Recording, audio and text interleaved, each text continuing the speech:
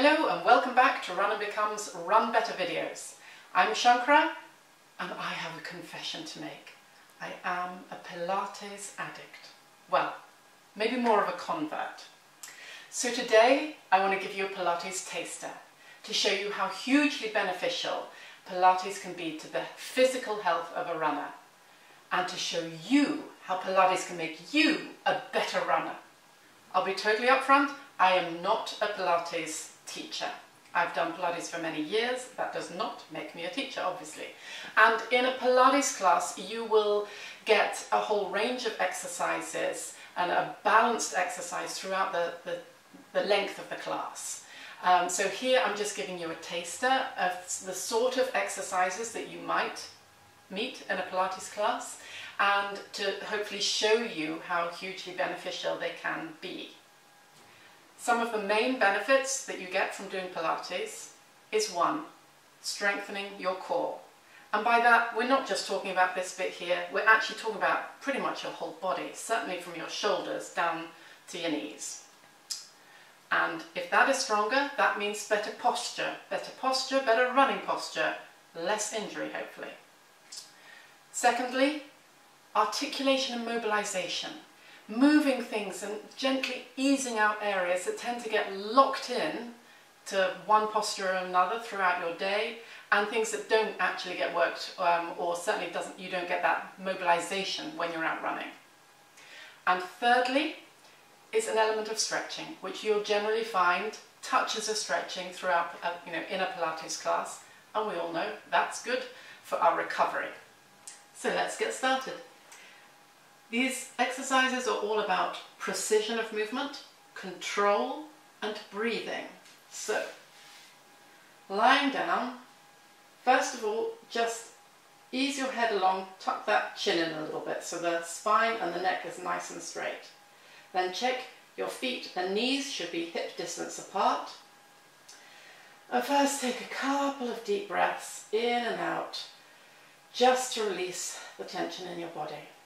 And then when you're ready, first up, we are going to compress down here and tighten our stomach muscles in, sort of zip up your belly button and push your spine to the floor. For this exercise, your spine must be engaged with the floor completely. So that means you're just rotating those hips a little bit. And then take a breath in and lift one leg up to tabletop. Breath in and lift the other one up. And now you're going to bring your head up and look at your belly button. Now, to add a little more to the exercise, we're going to take our arms up and put them back by your ears.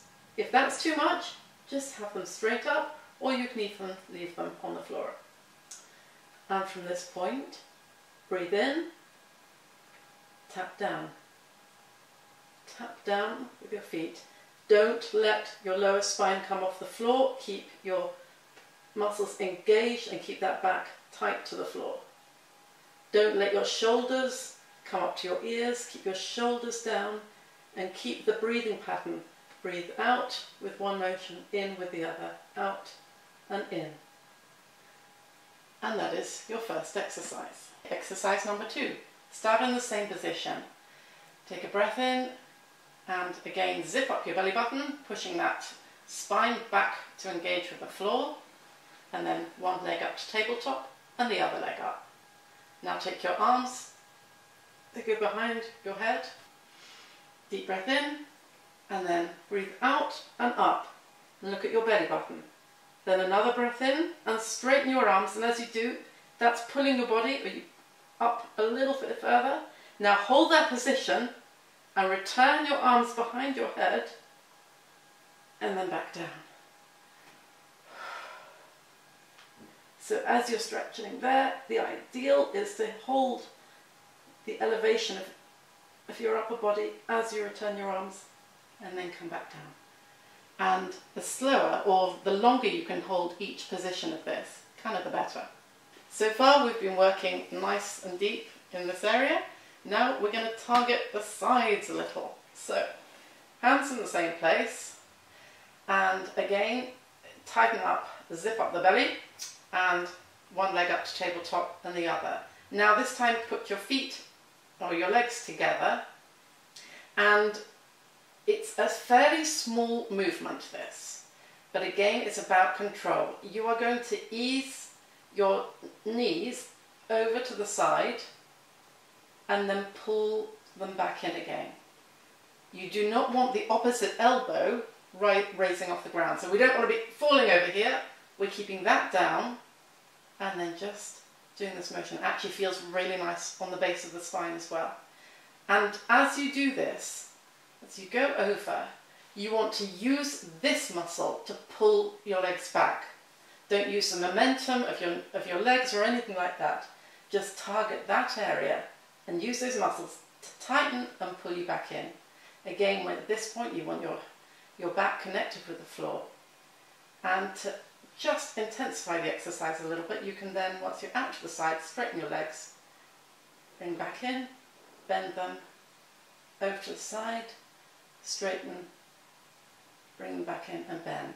Okay, now it's time for some glute work, some hamstring work, and to articulate and mobilize that spine. So, starting from the same position again, we are now going to just tilt that pelvis and gradually lift your hips up. As you do, you want to feel each vertebrae of your spine peel off the floor, one at a time. And once you get up to the top,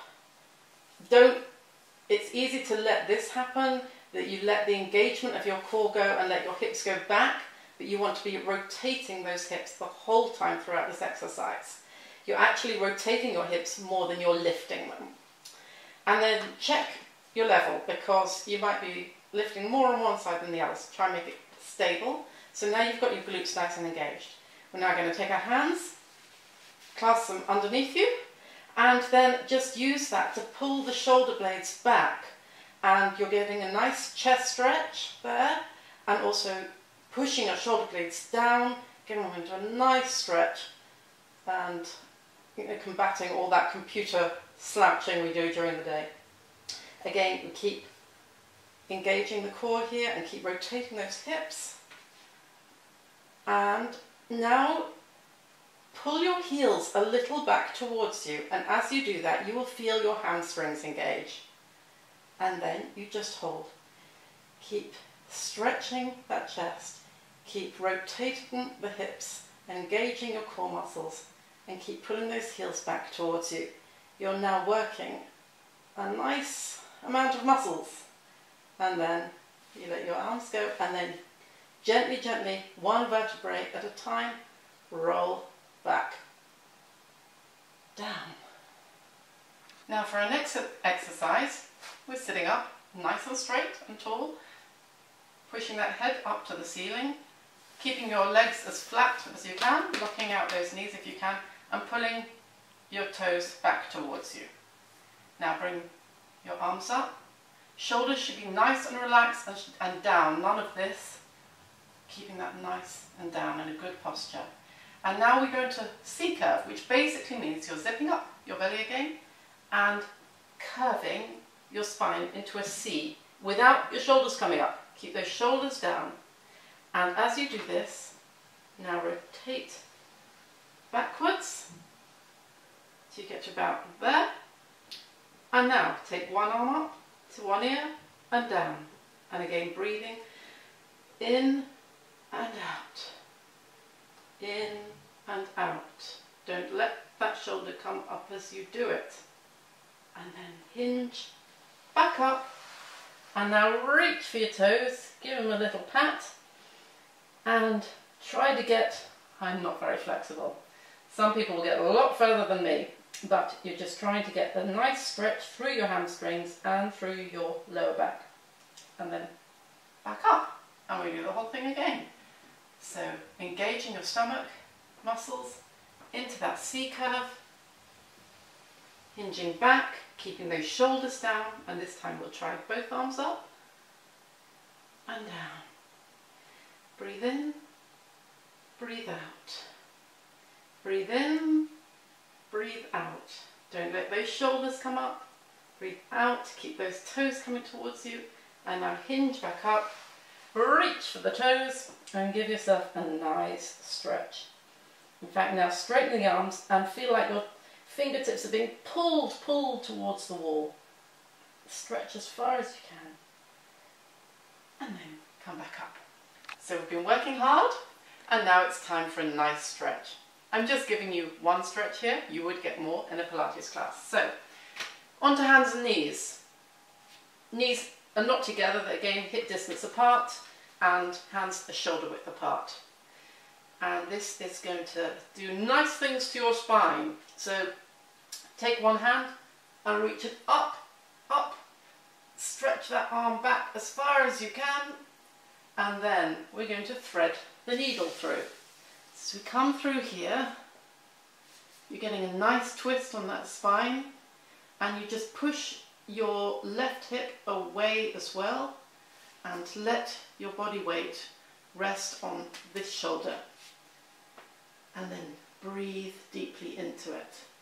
And see if you can extend that arm out a little bit more after a couple of deep breaths. And then you come back to your neutral position here, and then do the same on the other side.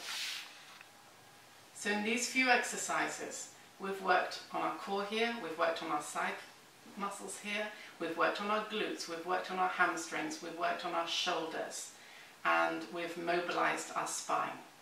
And that was just a few sample exercises. You'd get many more during a Pilates class. You'd also do exercises targeting the back muscles, which I haven't had time to do here.